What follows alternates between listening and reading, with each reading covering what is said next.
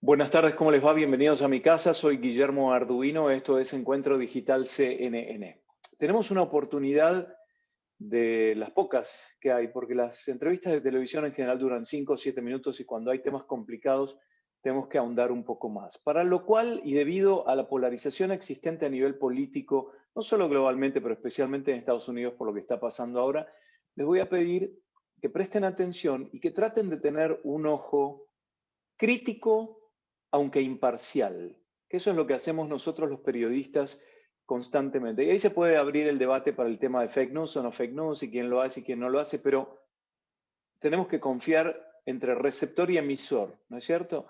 Y si nos elegimos por confianza, entonces realmente construyamos algo y no consumamos teorías conspirativas, etcétera. Porque lo que hemos visto, lo que pasó últimamente tiene que ver básicamente con un concepto, que es la verdad.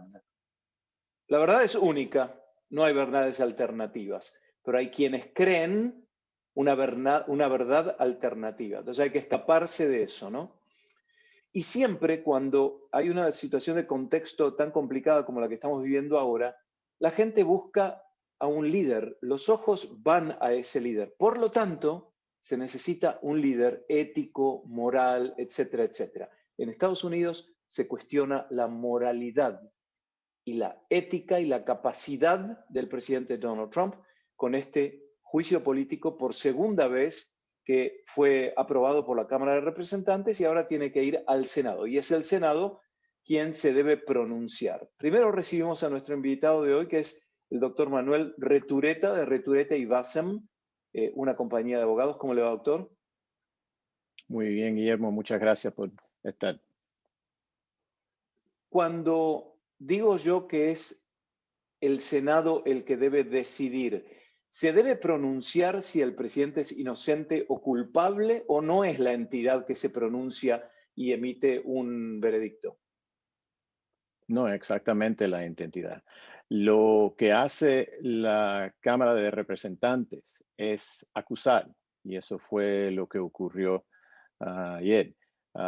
Con esa acusación, entonces se presenta al Senado y el Senado llega a una conclusión si el presidente está culpable o no culpable de lo que ha acusado la Cámara de Representantes. Y la gente dice, tanto de un lado como el otro, ¿por qué es necesario hacer un juicio político a 7 días de la asunción del nuevo presidente? Olvidémonos del tema de los 4 años potenciales a los que puede aspirar Donald Trump. Como figura, como político que fue elegido y que tuvo como 70 millones de votos, ¿por qué se le hace un juicio político faltando una semana? Bueno, vamos a empezar con los argumentos que hacen las personas que querían este juicio político y que presentaron los cargos de este juicio político, que es primariamente los demócratas, pero también se unieron 10 republicanos que nunca se había hecho en los juicios políticos anteriores de otros presidentes, que otros miembros del otro partido habían unido para alegar el cargo. Pero lo que estaban argumentando en mucho lo que se estaba hablando ayer era que esto es algo extraordinariamente diferente. Esto no es una llamada a un presidente de otro país para tratar de ayudar con una campaña como ocurrió el año pasado, que estábamos en la misma posición de un juicio político.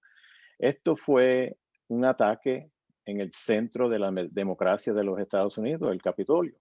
No hay un edificio que representa más lo que es la democracia de los Estados Unidos que ese edificio.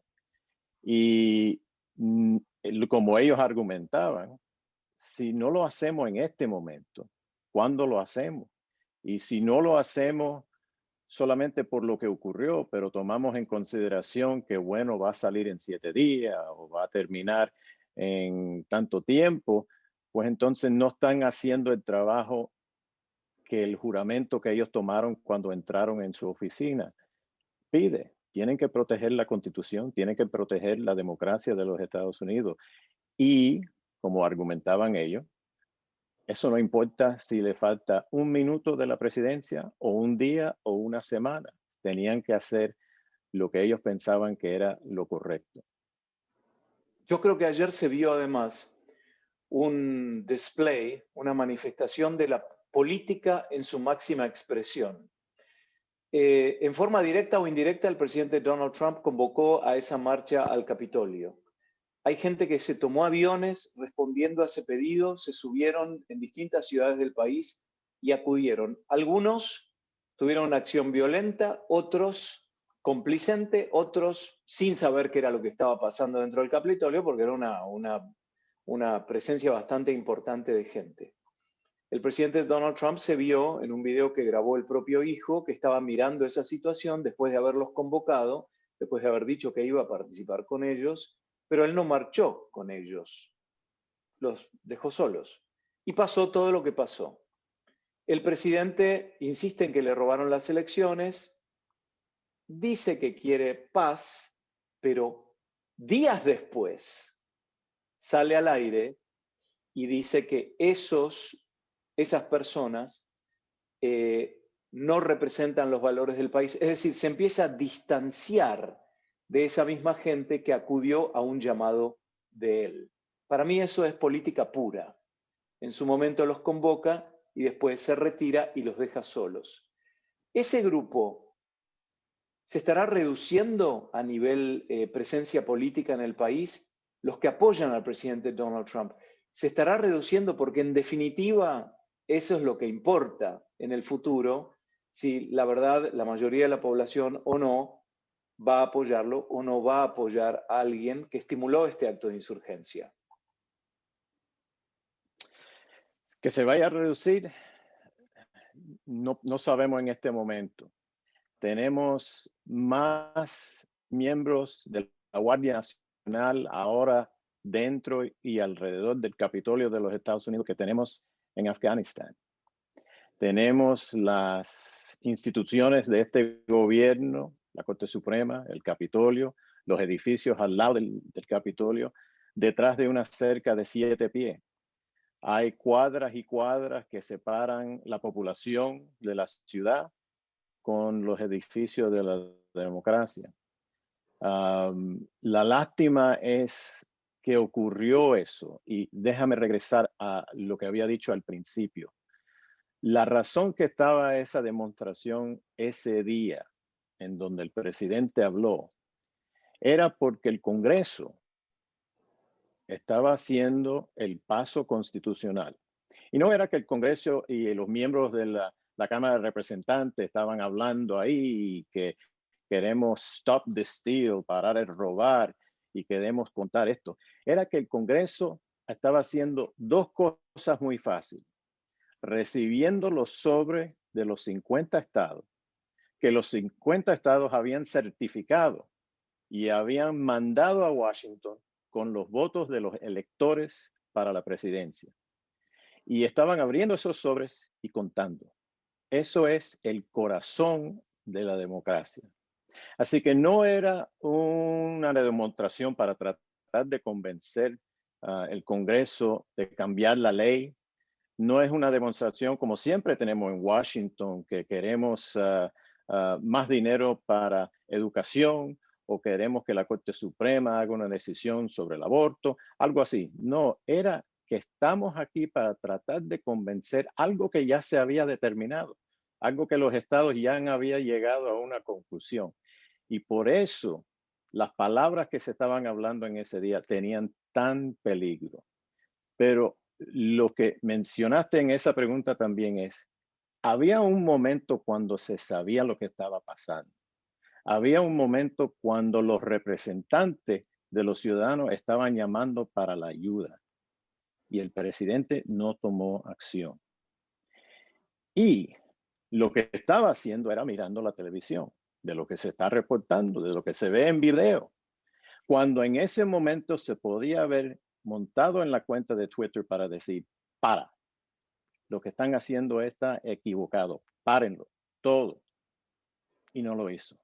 Y no lo hizo hasta ayer. Y cuando lo hizo ese primer día, le dijo que esas personas son muy bonitas y que lo amamos mucho. Sabía lo que estaba pasando. Policías estaban muriendo, personas estaban hiriéndose en ese momento. La policía del Capitolio no sabía lo que podía hacer, lo que no podía hacer, pero sabía que le estaban cayendo arriba a estas personas. Y digo eso como un abogado que me paso la vida estudiando esto. Lo digo como un residente de esa ciudad porque vivo en cuadras de ese Capitolio. Y yo vi en mi calle las personas que estaban ahí. Y lo digo también diciendo esto. Yo estoy seguro que la mayoría de esos 30, 40 mil personas que estaban ahí no querían hacer lo que ocurrió ese día. Claro. Y Tengo, ahora esa, vamos, tengo ese optimismo en mi mente. Pero optimismo o lo que, convicción, yeah, doctor. sí, Optimismo o convicción. los dos. Ok. Porque convicción se dañó bastante ese día y optimismo todavía tiene que sobrevivir. Bueno, hablemos de ley ahora, ya que usted es abogado, y yo pensaba, entonces, con sus palabras, usted me está diciendo sutilmente que el presidente Donald Trump estimuló la insurrección y estimuló un acto que puede ser considerado legalmente con muchos nombres, pero algunos podrían hasta arriesgarse a decir que es terrorismo doméstico, porque atentó contra una institución que estaba funcionando sobre la base de un mandato constitucional. Entonces, legalmente, con la política mezclada en el medio, ahora en el Senado, con mayoría todavía republicana. Pero ¿qué pasa si el Senado toma este caso después de la asunción del presidente electo Joe Biden, donde tienen 50 y 50 representantes y dirimiría la vicepresidenta electa? ¿Va a ser ese Congreso el que determine si hay juicio político o no? Parece que sí. El líder Mitch McConnell ha dicho que el Senado no va a poder regresar y presentarse para oír esto hasta el 19 de enero, el día anterior de la inauguración. Y que no se espera que no van a poder tomar el juicio hasta después de la inauguración. Así que la pregunta ahora empieza, bueno, lo que estábamos hablando antes, que era la pregunta, bueno, ¿por qué hacemos este juicio político si se va en unos días? Ahora la pregunta es, bueno, ¿por qué seguimos con este juicio político si ya se fue? Y está empezando los argumentos legales. Un argumento es, bueno, ya se fue. La Constitución tiene palabras dentro de ahí que la única razón para un juicio político es para sacar a una persona de la oficina y ya el presidente Trump se fue. El otro argumento es, bueno, la Constitución también habla de otros actos de penal que le cae a un presidente cuando lo sacan de la oficina, que es nada más, además de sacarlo de la oficina, es quitarle los privilegios que le caen a un expresidente, que es protección del servicio secreto, también jubilación, porque ya no es presidente, pero también lo más importante que se está enfocando ahora es descalificarlo de tener esa oficina en el futuro. Ahora, para los otros presidentes, obviamente para los presidentes que han servido 2 términos, eso no es un problema porque ya sirvieron los 2 términos y ya no pueden. Pero para el presidente Trump, que ya ha anunciado, o por lo menos ha hablado como él dice, bueno, yo estoy pensando correr otra vez para la presidencia en el 2024, pues entonces es algo importante decidir si esta persona debe estar descalificado para eso. Así que tenemos el argumento legal. Entonces, como los abogados hacen, bueno, ¿qué ocurrió anterior? ¿Cuáles son los precedentes? Para las personas que piensan que, bueno, lo podemos, ya está afuera de la oficina y no merece este juicio judicial, pues este juicio político, pues entonces van a los ejemplos que han hecho anteriormente. Y los ejemplos que hay en la historia de los Estados Unidos es que han tenido juicio cuando la persona, el oficial del gobierno, ha estado afuera de la oficina. Uno de los más importantes, yo creo que es después de la guerra civil, había el secretario de guerra en ese momento y le estaban empezando el juicio político. Todavía no lo habían cargado como cargó la Cámara de Representantes al presidente Trump el otro día. A este secretario todavía no lo habían cargado y cuando él oyó que lo iban a cargar, corrió para la Casa Blanca y le dio al presidente en ese momento, Ulysses Grant, la tarjeta de resignación. Renunció. Pero todavía siguieron adelante para cargarlo y lo llevaron a un juicio delante del Senado. Ahora, lo que estamos hablando es jurisdicción aquí. Si el Senado está todo de acuerdo y dice, bueno, vamos a seguir con eso, no hay duda, porque es como una corte diciendo, bueno, no vamos a decidir este asunto de jurisdicción, vamos a seguir adelante para resolver el caso en los méritos. Hay otro ejemplo al principio que nació la nación, que había un senador que también le hicieron un juicio después que estaba fuera de la oficina. Hay otro ejemplo de un juez y después otro senador que lo han hecho. Así que se puede hacer, los ejemplos dicen que sí, que se puede argumentar y tratar de llevarlo a un nivel que a lo mejor la Corte Suprema tenga que hacer una decisión o que el Senado tenga que tener una decisión. Eso parece que está empezando ahora y empieza con los expertos, los abogados, dando el argumento y lo que ellos piensan que puede ocurrir con esto, de los dos lados. Yo creo que la política ahora entonces, mirando a lo que hizo Mitch McConnell, juega un papel muy importante, porque él podría decir, me desligo de la responsabilidad de como republicano ir en contra del presidente que apoyamos durante tanto tiempo y lo dejo para el nuevo Senado. Pero a la vez dijo, nos podemos reunir un día antes de la asunción. Eso le da tiempo también para negociar determinadas cosas para su partido, para él, para lo que sea. Es decir, las acciones a lo que me llevan más que al acto del juicio político como tal, es a la política. Me parece que hay una maniobra atrás. Y la pregunta es, ¿Donald Trump no estará también haciendo un manejo en este momento de política para ver qué negocia para cuando no esté protegido por la Casa Blanca por otros casos que se le puede cuestionar en el futuro? ¿Es posible o no? Sí, definitivamente. Vamos a entrar a la mente de Mitch McConnell. Mitch McConnell se reporta que odia al presidente. Los reportes han dicho que no ha hablado con el presidente desde diciembre, cuando anunció que aceptaba los votos de los estados en el colegio electoral.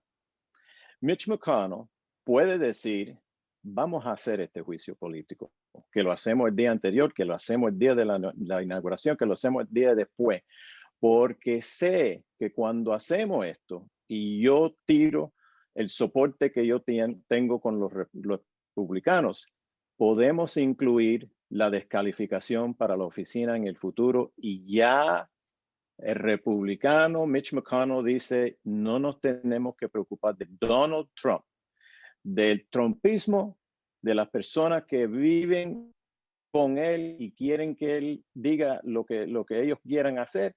Eso es otro problema, pero por lo menos Donald Trump no está ahí. Ahora, del otro lado, vamos a entrar a la cabeza del presidente. Los problemas que tiene él. ¿Está preparado para sacar los perdones a las personas? Perdonarse a él mismo, perdonarse a la familia, perdonarse a otros miembros del gobierno. ¿Qué puede hacer él en tratar de negociar algo para ahorrar ese peligro, para protegerse un poquito, para mantener un futuro político o por lo menos un movimiento político para el futuro? Así que estás correcto. Estamos hablando de la ley legal, un juicio, pero el juicio político, como lo escribió la Constitución, lo que lo escribieron, es un animal político completamente, porque ni sabemos, acuérdate, el juicio político es en el Senado, el juicio es en el Senado, y ahí está el presidente de la Corte Suprema. John Roberts sería el juez que estaría sentado ahí. Pero como dice la Constitución, él nada más que está ahí para resolver cualquier pregunta que hagan en ese momento. No sabemos todavía si es el Senado o es John Roberts, el juez, que haga la decisión sobre la jurisdicción y si un presidente que no está en oficina todavía puede tener un juicio político. No sabemos eso porque las reglas de lo que dice la Constitución se hacen en el momento y se deciden en el momento y primariamente es el Senado que llega a las conclusiones de las reglas. ¿Cómo ve la figura de Mike Pence, sobre todo teniendo en cuenta que es más conservador que Donald Trump? Personalmente nunca pensé que Donald Trump era una persona conservadora, sin embargo, apela muchísimo a una base conservadora. Hay figuras, no como las que vimos manifestándose en el Capitolio, rompiendo ventanas, participando de actos de violencia, o gente común, de clase media, como nosotros. Hay gente realmente, funcionarios del gobierno, de la CIA, del FBI, muy conservadores, que consideran que Mitt Romney es muy liberal, a pesar de ser republicano, que John McCain era muy liberal, a pesar de ser republicano, y que Donald Trump defiende los valores conservadores, que para mí es, en inglés lo puedo decir, mind blowing, es decir, completamente irreal que se considere a una persona como Donald Trump conservador. Eso da la pauta de cómo hay realidades paralelas y percepciones completamente distintas de acuerdo con el líder al que sigo, ¿no? Entonces, Mike Pence, vicepresidente del país, un verdadero conservador, religioso acérrimo, se lo considera un traidor porque él considera como presidente de la Cámara de Senadores que tiene que cumplir lo que le manda la Constitución. En ese mismo video que hacía referencia yo del hijo Donald Trump Jr., la pareja de él, Kimberly Guilfoyle, aparece diciendo, el vicepresidente debería haber hecho lo que le mandaba la Constitución. Ahí está la verdadera evidencia de las realidades paralelas, porque Mike Pence decía que estaba haciendo lo que le mandaba la Constitución, y ella, muy cerca del presidente, estaba diciendo que él no hacía lo que le mandaba la Constitución. Entonces, desde el punto de vista legal, ¿está protegido Mike Pence? Sí, Mike Pence hizo algo extraordinario, como lo has presentado ahí. Acuérdate, él podía haber dicho una palabra durante ese proceso, cuando se estaban abriendo los sobres del colegio electoral. Él podía haber dicho, no estoy confortable con lo que está pasando, pero tengo que hacer esto. Él podía haber dicho, bajo de protesta, estoy haciendo esto.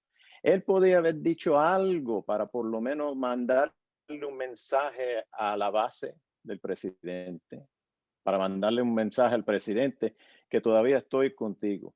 Pero él hizo algo que ahora, en esta época, en este mundo que estamos viviendo ahora, esta democracia es extraordinaria, pero si regresamos hace 4 años, era muy ordinario. Cumplió con la Constitución.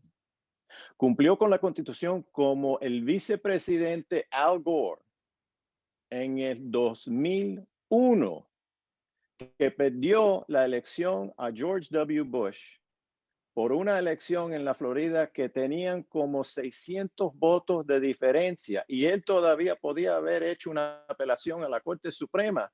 Él era el que estaba en la misma posición que estaba Mike Pence como vicepresidente, dándole y anunciando la victoria de George W. Bush y él sabiendo que perdió. Y él hizo lo que hizo Mike Pence, cumplió con la Constitución. El momento mind blowing, como tú dices en esto, es, estamos haciendo lo que nos dice la Constitución y estamos bravos por eso.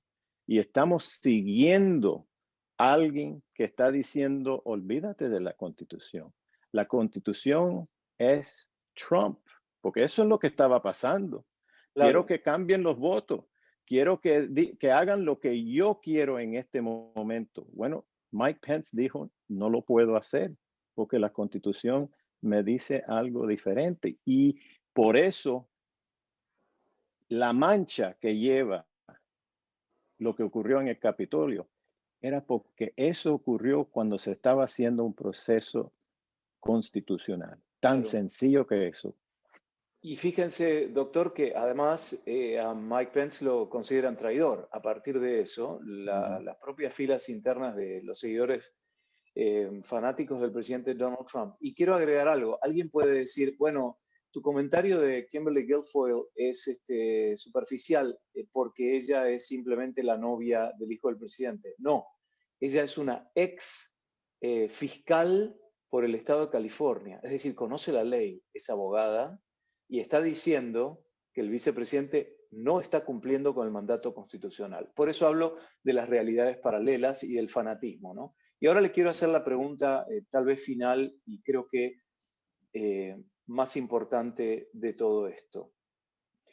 Cuando nosotros estamos mirando ahora en este preciso instante lo que va a pasar, estamos viendo también, estamos evaluando el tema de la injerencia política en todas estas decisiones.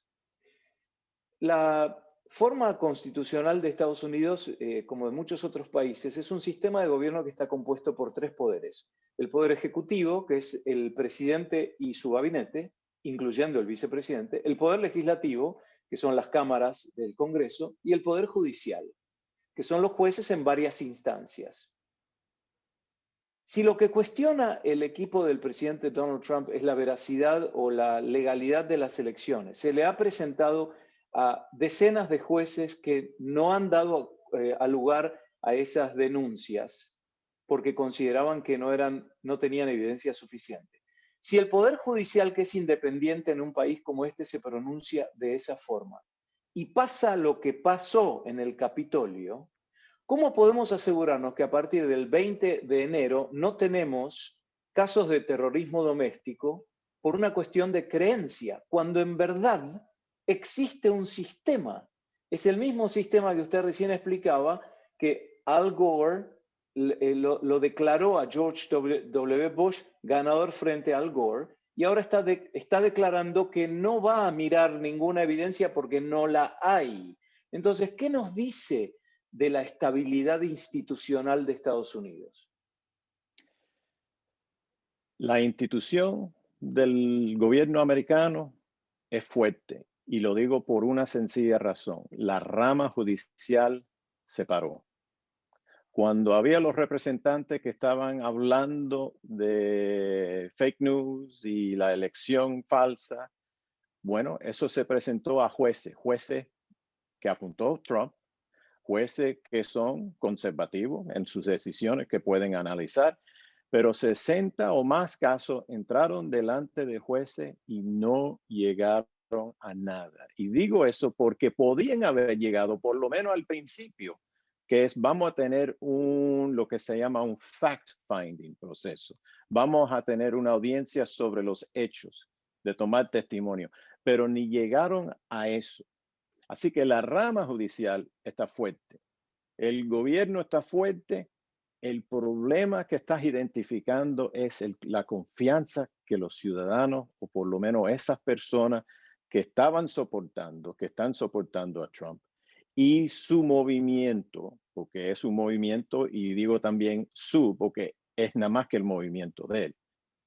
Esas personas tienen que pensar y le tenemos que hablar a esas personas para entrarlo otra vez en este discurso, porque este país no ha sido un país de un presidente, ha sido un país de la presidencia.